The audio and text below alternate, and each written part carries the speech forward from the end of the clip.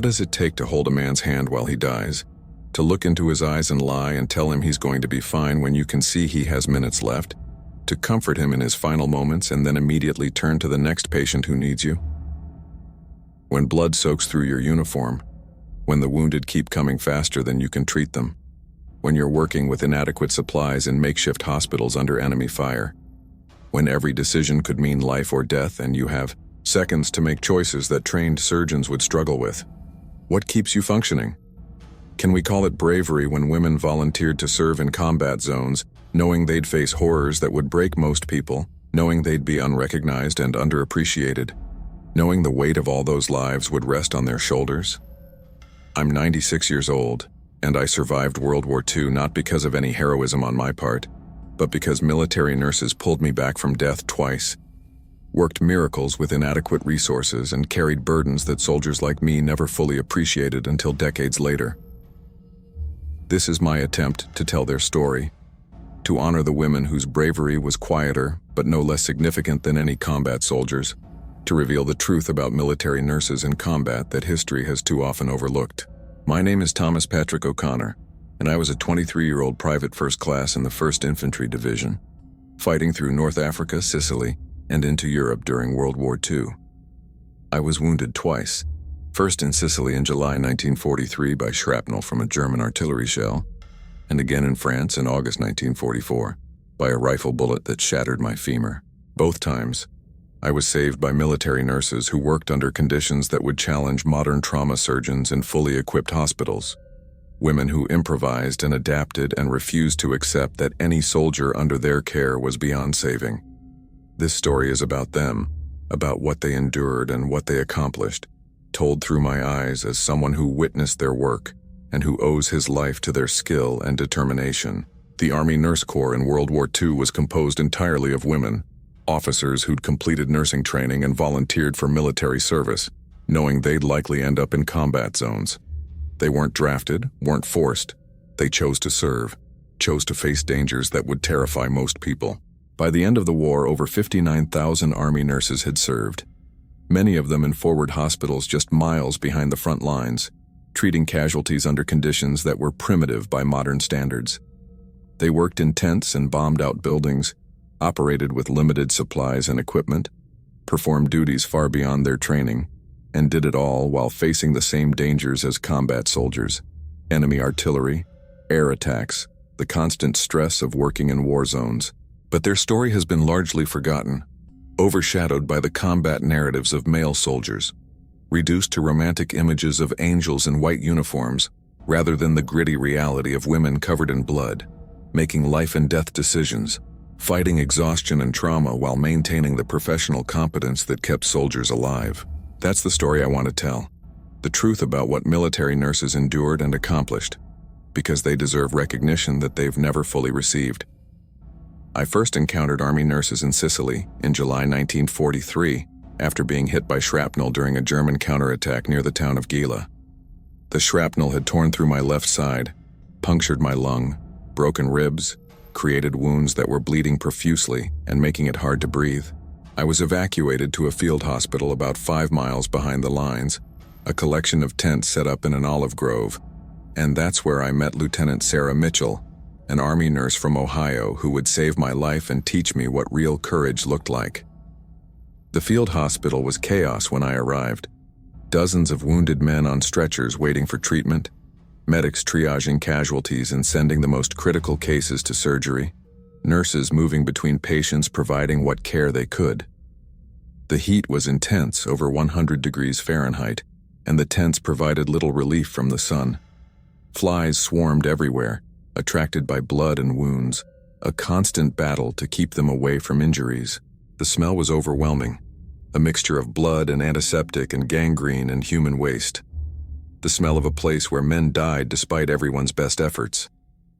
Lieutenant Mitchell examined my wounds, determined I had a collapsed lung and internal bleeding, and made the call that I needed immediate surgery, or I'd die within the hour. But the surgeons were already working on other critical cases and I'd have to wait. And waiting meant I might not make it. So Lieutenant Mitchell made a decision that probably violated regulations and definitely exceeded her authority. She'd treat the collapsed lung herself, insert a chest tube to re-inflate the lung, and give me a chance to survive until surgery was available. I was barely conscious, fading in and out from blood loss and pain and the morphine they'd given me for transport. But I remember her face, calm and focused, as she explained what she was going to do. She told me it would hurt, told me to hold still, told me I was going to be fine and she wouldn't let me die. Then she made an incision between my ribs, inserted a tube into my chest cavity, and drained the blood and air that had collapsed my lung. The pain was indescribable, worse than the original injury, and I screamed and tried to pull away.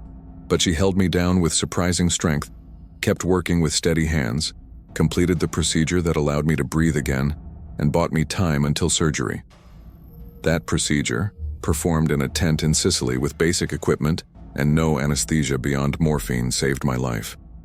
When I finally got to surgery 3 hours later, the surgeon told me I'd have died without that chest tube, that Lieutenant Mitchell had given me the time I needed to survive. But she'd already moved on to the next patient, was treating someone else, didn't have time for gratitude or recognition. That was her job, saving lives under impossible conditions, doing whatever was necessary regardless of regulations or training or personal cost.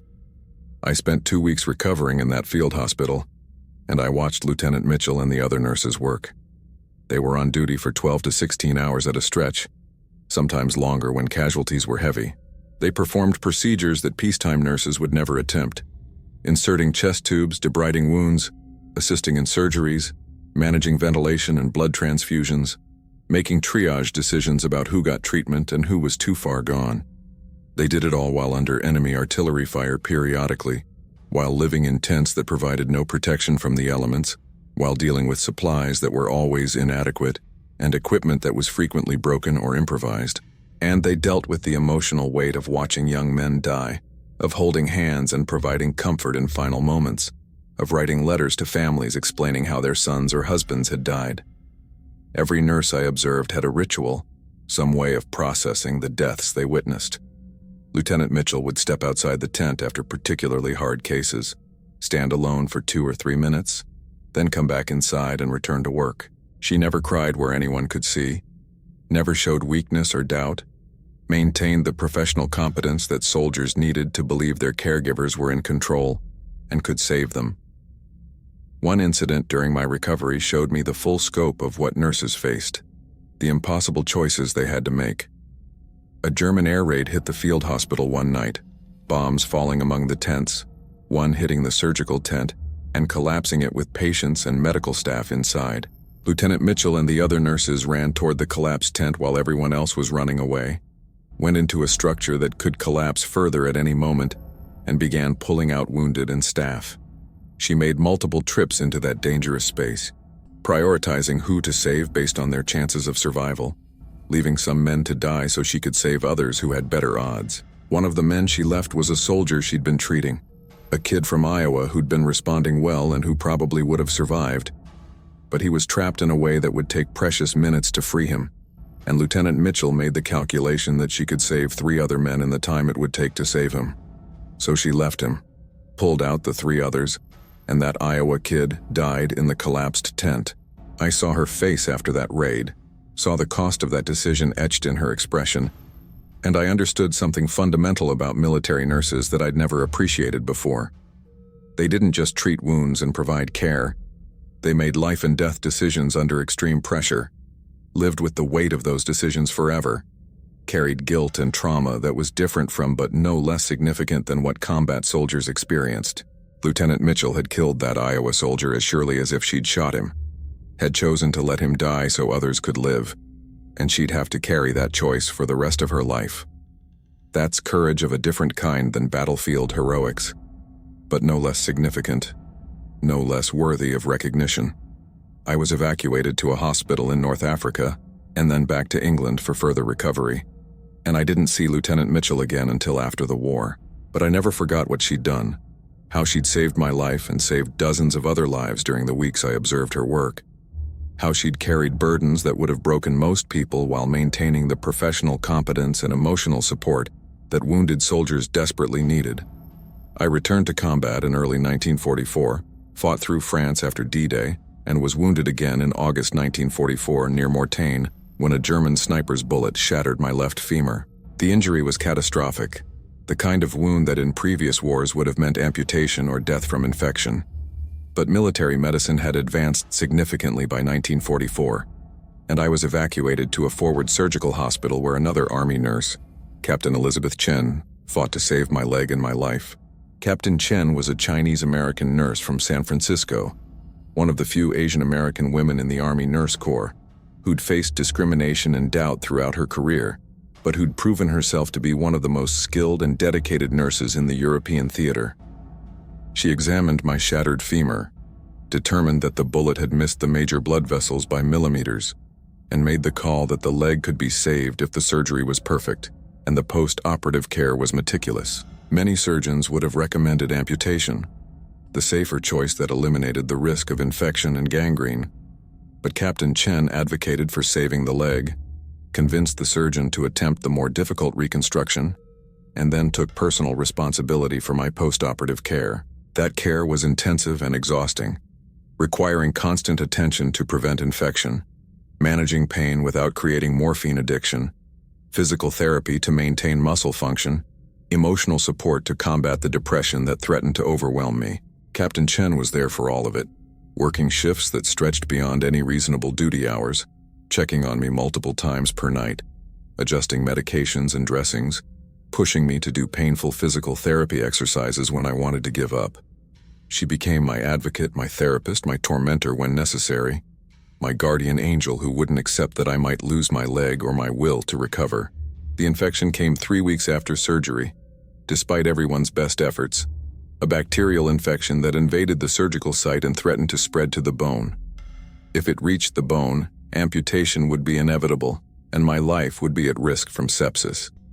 Captain Chen recognized the infection early, before it became critical, and implemented an aggressive treatment protocol that involved frequent surgical debridement, constant antibiotic administration, and vigilant monitoring. She basically moved into the ward, slept in a chair beside my bed, checked the wound every 2 hours, adjusted treatment based on subtle changes that less experienced nurses might have missed. That infection nearly killed me, pushed me closer to death than the original injury had, but Captain Chen's vigilance and expertise pulled me through. The infection cleared after a week of intensive treatment. The wound began healing properly, and eventually I kept my leg and regained most of its function. But the cost of that care was significant to Captain Chen, who'd neglected her own health and well-being to focus on my recovery and the recovery of the other critical patients under her care. She'd lost weight, developed stress-related health issues, showed signs of the emotional trauma that came from watching so many young men die despite her best efforts. I tried to thank her, tried to express gratitude for saving my leg and my life, but she dismissed it the way Lieutenant Mitchell had dismissed my thanks in Sicily. "It's my job, Private O'Connor. This is what I signed up for. Just make sure that leg was worth saving. Make sure you live a life that justifies what we went through to preserve it." That was the attitude of military nurses, that their sacrifices and their extraordinary efforts were just duty, just what was expected, not worthy of special recognition or gratitude.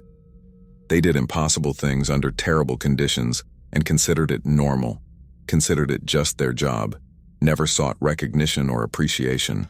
After the war, I went home to Boston, used the GI Bill to finish college, became a high school teacher, married and raised 3 children, lived the normal American middle-class life that the war had been fought to preserve. But I never forgot Lieutenant Mitchell and Captain Chen, never forgot what they'd done and what they'd endured, never forgot that my life and my relatively normal leg were gifts from women who'd worked miracles under conditions that would challenge modern medical professionals. I tried to find them after the war, wanted to thank them properly, wanted them to know how their care had affected my life. I located Lieutenant Mitchell in 1952, found she'd left nursing after the war, was working as a clerk in a department store in Ohio, had never married, lived alone in a small apartment. I visited her, and we talked for hours about Sicily and about what had happened to her after the war. She told me about the nightmares that never stopped, about the faces of the men who died under her care, about the Iowa soldiers she'd left in the collapsed tent, about the weight of all those deaths that she carried every day. She'd tried to continue nursing after the war but couldn't do it. The memories were too painful. Every patient reminded her of the men she'd lost. So she'd walked away from the profession she'd trained for and loved, had taken a job that didn't require her to be responsible for lives, had built a small, quiet existence that allowed her to avoid confronting what the war had done to her. I found Captain Chen in 1955, discovered she'd continued in military nursing, had served in Korea, had made the army her career, but she was different from the woman I remembered, harder and more distant, showing signs of what we'd now recognize as PTSD, but what in the 1950s was just considered personal weakness or inability to adjust. She'd seen too much, had carried too much responsibility for too long, had never properly processed the trauma of watching so many young men die despite her best efforts. We talked briefly, and she told me she was glad my leg had healed properly, glad the effort had been worth it. But I could see in her eyes that she was still in those field hospitals, still fighting to save lives, still carrying the weight of the ones she'd lost. Both women, like so many military nurses, had paid a price for their service that was never fully recognized, had developed trauma that went untreated because women's mental health wasn't taken seriously in the 1940s and 50s, had sacrificed pieces of themselves that they'd never get back. And both women, when I tried to tell them they were heroes, dismissed the label, insisted they'd just done their jobs, refused to accept that what they'd accomplished was extraordinary. That's been the pattern throughout my decades of trying to honor military nurses and tell their stories. They don't want recognition, don't seek appreciation, dismiss their accomplishments as just duty. But their stories need to be told. Their contributions need to be recognized because they represent a kind of courage that's different from, but equal to, combat heroics. A willingness to face trauma and horror for the sake of preserving life rather than taking it. The statistics tell part of the story. 59,000 Army nurses served in World War II. 201 died from disease or accidents. 16 were killed by enemy fire. They served in every theater of the war, worked in field hospitals and evacuation hospitals and hospital ships, treated over 15 million sick and wounded soldiers. The survival rate for wounded American soldiers in World War II was over 97%, the highest in military history up to that point. And that rate was directly attributable to the quality of medical care that military nurses provided. But statistics don't capture the human reality, don't show the individual acts of heroism and sacrifice, don't reveal the emotional and psychological cost of providing that care.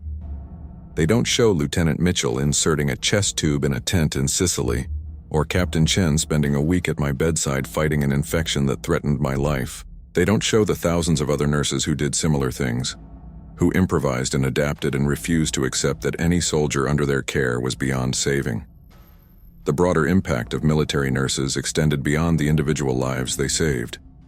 They proved that women could serve in combat zones, could handle the stress and danger and responsibility that military leadership had long claimed only men could manage.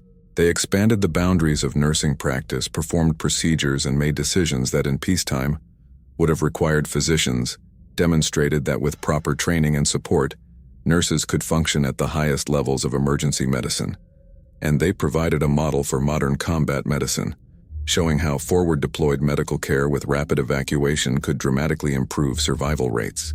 But perhaps most significantly, they provided emotional support and human connection that was as important as physical treatment for wounded soldiers' recovery.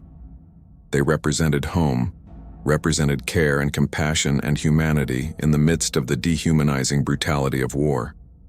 When a soldier woke up in a hospital tent, seeing a woman's face, hearing a gentle voice, feeling care and concern rather than just medical intervention, that made a psychological difference that contributed to recovery in ways that are hard to quantify but were nevertheless real and significant.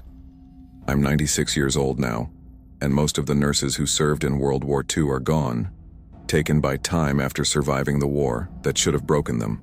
Lieutenant Mitchell died in 1987, never having fully recovered from what she'd experienced, never having received the recognition she deserved. Captain Chen died in 1999, having spent 40 years in military nursing, having saved countless lives, having carried the weight of her service with quiet dignity until the end, and thousands of others whose names I never knew, whose stories were never told, who did extraordinary things under terrible conditions, and then went home and lived normal lives and died without anyone knowing what they'd accomplished. Before I joined them, before the last of us who witnessed their work are gone, I wanted to tell this story, to preserve some small record of what military nurses endured and accomplished. They were caregivers and surgeons and counselors and a beacon of hope in the darkest hours. They worked under conditions that would challenge modern trauma surgeons, made impossible choices with inadequate resources, carried burdens that would break most people. And they did it all without seeking recognition, without demanding appreciation, with a quiet dignity and professional competence that made their heroism easy to overlook. The question I've pondered for decades is why their stories have been so neglected, why their contributions have been overshadowed by combat narratives, why heroism under fire in hospitals is considered less significant than heroism under fire in battles. Part of it is certainly gender, the historical tendency to minimize women's contributions and focus on male achievements. Part of it is the nature of medical work, which is less dramatic and harder to understand than combat. Part of it is the nurses themselves, who consistently refuse to seek recognition and dismiss their accomplishments as just duty. But I think the deeper reason is that acknowledging the full scope of what military nurses endured and accomplished would require confronting uncomfortable truths about war and about the human cost of military conflict. It's easier to celebrate combat heroics, to focus on the glory and the victory, than to dwell on the aftermath, on the broken bodies and shattered minds, on the women who spent their days trying to put young men back together, and who too often failed despite their best efforts. Military nurses witnessed the true cost of war in ways that combat soldiers often didn't, saw the end result of battlefield decisions, carried the weight of all those damaged lives. Their stories are uncomfortable because they reveal what war really does to human beings, stripped of glory and propaganda and heroic narratives. But uncomfortable truths are still truths, and these stories deserve to be told.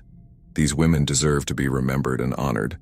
Lieutenant Mitchell and Captain Chen and all the others who wore the Army Nurse Corps insignia and served in combat zones were heroes. Full stop. They volunteered to face dangers that terrified most people. They performed their duties with excellence under impossible conditions. They saved countless lives through skill and determination and refusal to accept defeat. They were brave in ways that are harder to see, but no less significant than battlefield courage, and they deserve recognition equal to any combat soldiers. I owe my life to military nurses twice over, and I've spent decades trying to repay that debt by telling their stories and advocating for their recognition. It's an inadequate repayment for what they gave me, but it's all I have to offer. If this story reaches even a few people, if it helps them understand what military nurses endured and accomplished, if it contributes in some small way to properly honoring their service, then maybe I'll have done something meaningful with the life they preserved. The screams, the blood, the impossible choices, that was the daily reality for military nurses in combat. They weren't just caregivers, they were surgeons, counselors, and a beacon of hope in the darkest hours. This is the raw, unvarnished truth of their experiences, the breathtaking bravery and incredible sacrifices that shaped the destiny of thousands. They served under fire and remained unsung, heroes whose contributions were overlooked for too long. But their legacy lives on in every soldier they saved, in every life they preserved, in the standard of combat medicine they established that continues to save lives today. If this story moved you, if it helped you understand the untold bravery of military nurses in combat, I'd be honored if you'd subscribe to hear more stories from World War II veterans and the nurses who served alongside them. Share your thoughts in the comments below.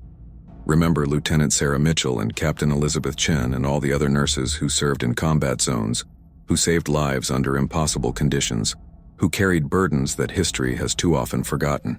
They were heroes and they deserve to be remembered as such. Thank you for listening to this old soldier's attempt to honor the women who saved his life and who embodied courage of the highest order.